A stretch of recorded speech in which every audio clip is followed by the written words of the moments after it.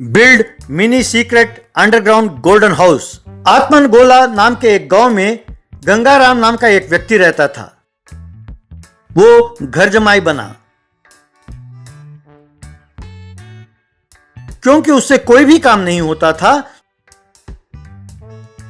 तो गंगाराम का ससुर, क्यों दामाद जी, घर जमाई बन गए ठीक है, पर घर का काम नहीं करोगे तो कैसे? कोई भी काम दो तो कहते हो मैं नहीं कर सकता, मुझसे नहीं होगा। यूं बिना कुछ काम किए खाते रहोगे तो हजम कैसे होगा? कोई काम करो तो ही मर्द की इज्जत है। कल से अपने पशु चरा कर लाओ, कहकर उसे पशु चराने जंगल भेजा। यूं जंगल में पशु चरा रहा था कि एक भैंस गायब हो गया। बहुत ढूंढने पर भी उसे नहीं मिला। अरे इस भैंस को क्या हुआ? अब बिना भैंस के मैं घर गया तो मुसीबत हो जाएगी। पहले ही ससुरा बहुत गाली देता है, मेरी पत्नी की जुबान भी कैंची की तरह चलती रहती है। किसी तरह इस भैंस को ढूंढ कर ले जाना होगा, कहकर ढूंढने लगा।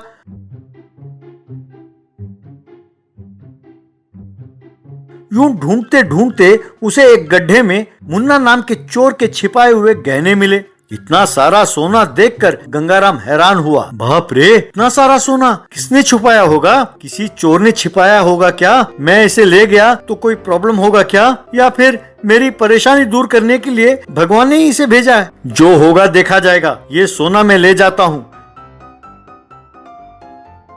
कहकर उन गहनों को अपनी धोती में बांध कर ले गया। गांव के बाहर एक छोटी सी झोपड़ी की तरह जमीन के ऊपर उसने बनाया।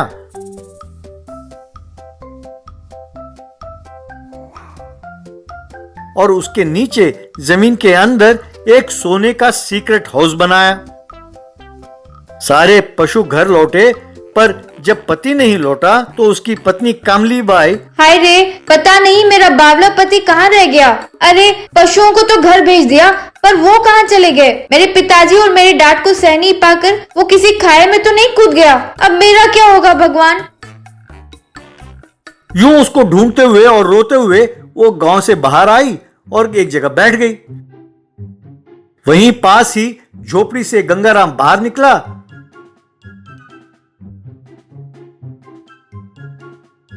क्यों कमली, तुम मुझसे इतना प्यार करती हो, पर तुम हमेशा मुझे खरी खोटी सुनाती रहती हो, मेरी कदर नहीं करती। तुम और तुम्हारे पिताजी मेरा अपमान करते रहते हैं। उस अपमान को ना सह पाकर मैंने तुम्हारे लिए एक घर बनाया है। अपने बेटे को लेकर यहाँ आ जाओ, हम यहीं रहेंगे।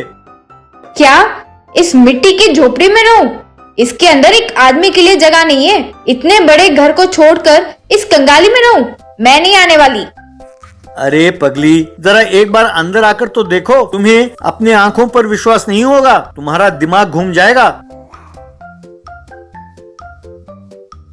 कहकर उसे अंदर ले गया और अंडरग्राउंड गोल्डन सीक्रेट हाउस दिखाया। वो दंग रह गई। उई माँ, सोने का घर? क्या ये सच है या सपना? मुझे यकीन नहीं होता। सुनो जी, जरा मुझे थप्पड़ मारना। तब गंगाराम ने मन ही मन यही अच्छा मौका है कहकर खींचकर जोर से एक थप्पड़ मारा। कमली बाई के कान गूंजने लगे। हाय रे, ये तो सच है।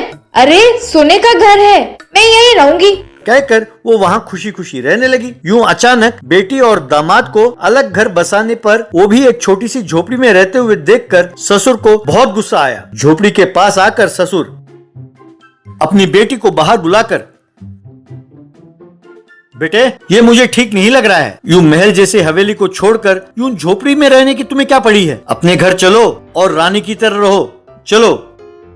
पिताजी ये झोपड़ी नहीं है, चाहो तो अंदर आकर देखो, कहकर अंदर ले जाकर घर दिखाया। वो अंदर अंडरग्राउंड में गया तो एक छोटा सा घर था। पूरा घर गोबर की बू से भर गया। पूरा गोबर की बू आ रही थी। ये क्या, सारा घर गोबर से भरा हुआ है और गोबर की बदबू है। ये घर तुझे कैसे पसंद आई बेटी? वैसे इतनी बदबू में तुम रह कैसे लेती हो? कहकर बाहर आ गया। कमली बाई समझ नहीं पाई। गंगाराम ने उसे इशारा किया। मेरे लिए ये गोबर का घर ही सोने का घर है पिताजी, मैं नहीं आऊंगी। उसके पिताजी निराश होकर वहाँ से चले गए। फिर अंदर आकर कमली बाई, क्यों जी, सोने का घर यूं गोबर का घर कैसे बन गया? ये तो धोखा है। अरे मेरी भोली औरत, ये सोने का घर है, ये हमारा राज है, किसी को पता नहीं चलना चाहिए, वरना हम मुसीबत में पड़ जाएंगे। इसीलिए सोने की दीवारों पर गोबर का लेप लगा दिया ताकि किसी को हम पर शक न हो। अंदर सोना वैसे का वैसा ही है। पति की चतुराई पर कमली बाई बहुत खुश हुई। मेरा पति निकम्मा नहीं है, उसने तो mini secret underground golden house बनाया है। दोनों वहाँ खुशी खुशी रहने लगे।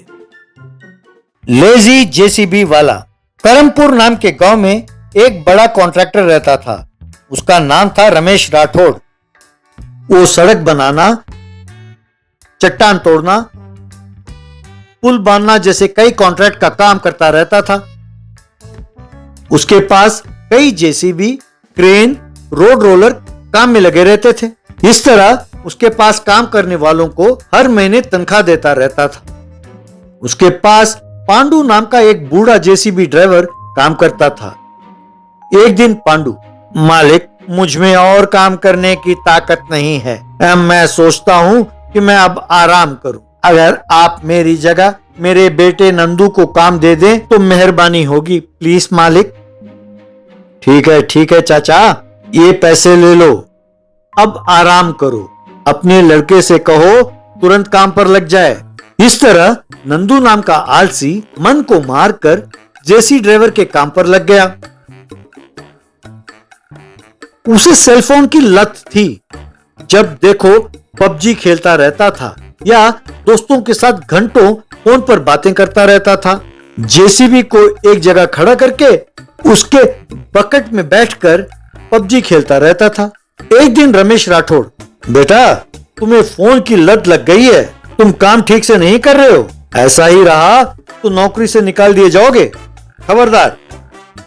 मालिक, ये गलत है। मैं फोन देखता हूँ पर काम भी ठीक से करता हूँ मालिक। कोई जानबूझकर मेरे खिलाफ आपके कान भर रहा है।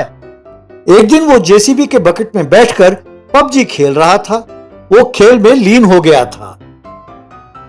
इतने में डाकू मंगल सिंह अपने गिरोह के साथ वहां आया। वहां पर राठौड़ को धमकाने लगा।